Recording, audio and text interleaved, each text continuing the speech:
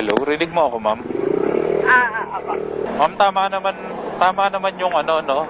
Tama naman yung pangalan mo, no? Yes. Nabasa mo yung note ko, kuya? Oo, ma'am. Saan tayo?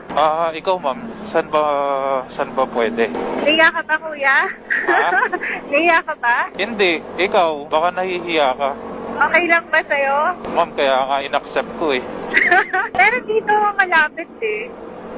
Meron dito. Oo. Sure ka, okay lang sa'yo Baka naman mahal. Ano ba, ma'am? Magche-check-in ba? Oo, sana. Sino ba magbabayad, ma'am? Okay lang ba? Ikaw na? Okay. Okay lang? Okay, sige. Okay. Wait mo naman. Pero after, ma'am, saan kita ihahatid? Pwede mo na akong drop off sa Santo Niño. Santo Niño?